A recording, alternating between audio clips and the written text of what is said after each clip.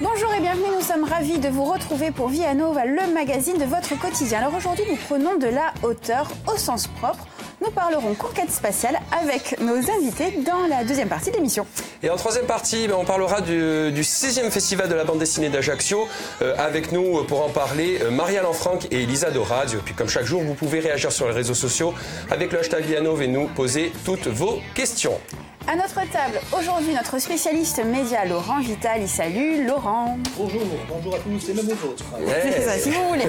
À vos côtés, une nouvelle recrue. Élodie Tibéri, bonjour. Bonjour. Et bienvenue. Alors, qu'est-ce que vous faites de beau aujourd'hui et de bon surtout? Alors, donc, je vais vous faire du financier la noisette de Chervion avec une ganache montée au géant du Jard. Il a piqué, il a déjà piqué la noisette. On a hâte, mais avant ça, c'est l'info méditerranéenne du jour avec Marie-Jo Arré-Guilandine. Bonjour Marie-Jo. Bonjour. Je vais être bref parce que j'ai très envie de voir comment on fait le financier. Alors c'est une information qui a été relayée par France Info et un strabisme pourrait être à l'origine du génie de Léonard de Vinci. Ah, mais on savait qu'il y avait quelque chose. Il y a quelque chose, hein. Voilà. C'est la théorie d'un certain Christopher Taylor de la City University de Londres. Un strabisme donc aurait pu augmenter le champ de vision finalement et la perception de la profondeur du maître, contribuant comme ça à son sens de la perspective. Le chercheur a d'ailleurs mis en évidence que les yeux des personnages qui sont visibles dans son œuvre présentaient un angle de strabisme divergent. Donc il aurait fait un petit peu ses modèles à son image. C'est dit, tout le monde est comme ça. C'est ça. Donc il paraît que ça se voit, on regardera de plus près, oui, dans le Salvator Mundi, dans le Saint Jean-Baptiste ou encore dans le fameux dessin L'homme de Vitruve, vous savez, voilà, qui est très connu. Voilà, je vous suis très bref parce que je voudrais vraiment savoir comment on fait ces mais vous faites bien, on reparlera de Léonard de Vinci en deuxième partie parce qu'il est au cœur d'une polémique. Ah, très bien. Ça nous plaît, ça. Ça nous plaît. Laurent Vitali. Comment ça va, Laurent? La minute actuelle. C'est ça. De quoi on parle aujourd'hui? C'est bon, j'ai allumé le micro. Ça marche. Non, c'est bon, j'ai allumé le micro. Alors, tout va bien. On est un peu encore dans la bagarre des droits d'auteur. Eh oui, vous vous souvenez peut-être, et j'en suis sûr d'ailleurs, je vous avais parlé de cette directive européenne sur le droit d'auteur, oui, son fameux article 11 qui prévoit de taxer les clics des internautes quand vous allez sur un lien média, notamment sur Google, qui vous balance sur un média. Eh bien, la bataille, ça y est, elle est engagée, elle est lancée. Richard Gingras. Ça vous parle pas? C'est le vice-président de Google en charge de l'information. Il a annoncé dimanche que le géant du web pourrait fermer Google Actualité en Europe. Ah, chaud. Alors, c'est une première peut-être, non? Non, c'est pas une première puisque la firme de Mountain View l'a déjà fait. C'était en Espagne en 2014, après que le pays a voté une loi similaire à la directive envisagée par l'Union européenne. Alors, la fermeture, concrètement, ça entraînait quoi? Eh bien, une chute d'audience des médias en ligne espagnols. Voilà. Alors, ce qu'il faut savoir, c'est qu'il y a quand même de nombreux médias qui soutiennent Google parce que eux, ça leur rapporte un peu de pub quand il y a des clics, mais il y a aussi de nombreux médias et d'agences de presse qui soutiennent le fameux article 11 parce que elles disent que ça met en péril jusqu'à leur survie, puisqu'effectivement si on consulte gratuitement, forcément il n'y a pas d'argent qui rentre dans les médias. Donc vous l'avez compris, oui, c'est une bagarre, voire une guerre qui s'est engagée et qui ne va certainement pas se régler en un clic. Il va falloir suivre ça de très près. N'est-ce pas? Oui. On compte sur vous, Laurent. D'accord. Et tout à l'heure, on fera Jean qui rit, Jean qui pleure. Ah ben, exactement, oui. On parlera audience.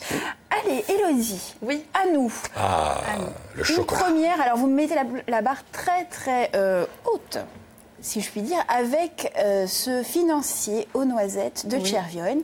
Alors, on vous écoute. On va détailler la recette, peut-être. Oui. On commence par quoi? Alors, donc, par la pâte, donc un financier. Donc, alors déjà, on va rappeler peut-être les ingrédients qui s'affichent là.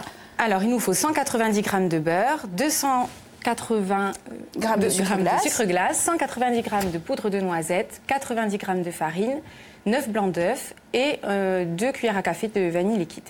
Ok, alors une fois qu'on a tout ça, noisette de Chervion, on le rappelle. Oui, voilà, c'est important. Très important. Alors, du coup, on va commencer donc, par faire un beurre noisette, en fait.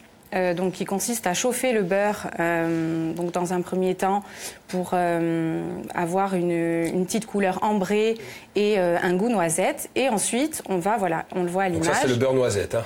Oui, voilà, ça, c'est le beurre noisette. Et ensuite, on va tamiser les farines. Donc, là, on a le sucre glace, la farine de noisette et la farine de blé. Donc voilà, donc on incorpore tout ça dans un même saladier. Donc tamiser une farine, en fait, ça va incorporer de l'air, mais plutôt dans cette recette, c'est pour éviter qu'il y ait des grumeaux, en fait. Hein. Voilà. Donc ça, c'est important quoi, pour le fini, pour le rendu, que ce soit Oui, homogène. voilà, pour que ce soit homogène, tout à fait. Donc ensuite, on incorpore les blancs d'œufs. Et voilà, donc dans le batteur. Qui sont montés en neige ou pas du tout ? Non, pas besoin. Et une fois qu'on a incorporé, que la pâte est bien homogène, on va incorporer le beurre noisette et on va pouvoir mettre la pâte en poche. Et donc voilà, pocher les moules que l'on veut. Donc on peut utiliser des moules comme ça à finger qu'on appelle, ou des moules carrés, voilà, comme on veut pour. Parce que le financier classiquement il est plutôt assez plutôt plat et rectangulaire, voilà. Et comme ça, on peut faire d'autres formes et d'autres goûts aussi. On peut utiliser de l'amande ou de la pistache si on veut. À la place de la noisette. Ouais, diversifier un petit peu. Et pour la cuisson ? Alors, la cuisson, c'est ma question du jour. À chaque fois, c'est la cuisson. Caroline, il faut qu'il y ait la cuisson. Sinon, c'est pas la cuisine. Sinon, c'est important. Donc, alors, la cuisson, donc, pour les petits, ça va être environ 10 à 12 minutes. Et pour les plus grands, de 15 à 17 minutes. Ça va vite ? Ça va vite, oui. Mais à quelle température ? Alors, à 170 degrés. Voilà. Chaleur tournante ou pas ? Ça va, j'y vais, la paluche, j'y vais. Alors, on teste quand même le montage, non ? Voilà, alors donc là, il y a le produit fini. Oui, je vais donner la paluche à Monsieur Vitali, hein, s'il vous plaît. Donc. Je peux pas, mais si, je peux prendre des noisettes. Mais oui, vous pouvez, voilà, manger les noisettes en même temps. Bientôt, il a tout mangé.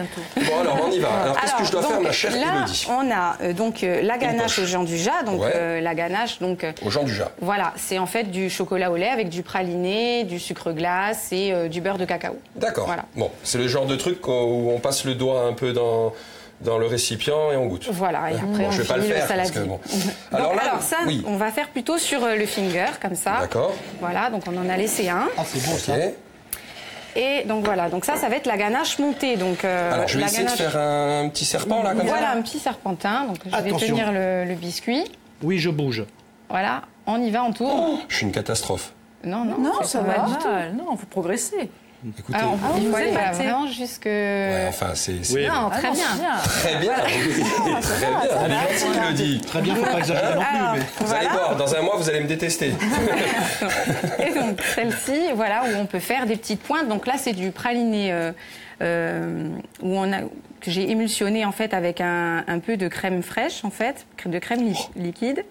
Et en fait, c'est pour donner encore plus de gourmand au gâteau. Ah bah oui, hein. Élodie, ces recettes, on les retrouve où ? Enfin, cette recette, alors, on pourra la retrouver sur donc, mon compte Instagram, voilà, où je donnerai tous les détails et notamment la ganache montée. Voilà, avec les proportions et...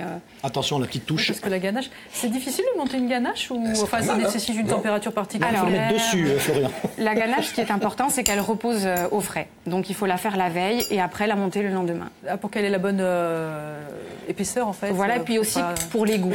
C'est vrai qu'un gâteau, si on peut, toutes les crèmes, si on peut les préparer la veille, le résultat sera vraiment différent. D'accord. Et on conserve au frais avant de servir ou... Alors oui, là, maintenant que c'est monté, voilà, vous pouvez le conserver au frais, ça ne bougera plus. Ah, moi, et vous n'aurez qu'à déguster. Tenez, Marie-Jo, c'est pour vous, parce qu'hier, c'était votre anniversaire. Et oui. Voilà, on va vous souhaiter un joyeux anniversaire, ma chère Marie-Jo. Avec 3 gâteaux. Donc Et là, il va magnifique. falloir tout finir. Ouais, ça c'est bien, ça. Bon, mais merci, Élodie, c'était très sympa. Merci à vous. Maintenant, on va se régaler. Marie-Jo, allez, on y va. Il vous gronde en plus. Merci beaucoup, on vous revoit bientôt avec moi. Avec plaisir. Bon, ben, le plaisir est partagé. Allez, on se retrouve dans la deuxième partie de Viano. On va partir dans l'espace. Hein, avec les combinaisons et tout, vous allez voir, ça va être bien. Allez, à tout de suite sur VSP.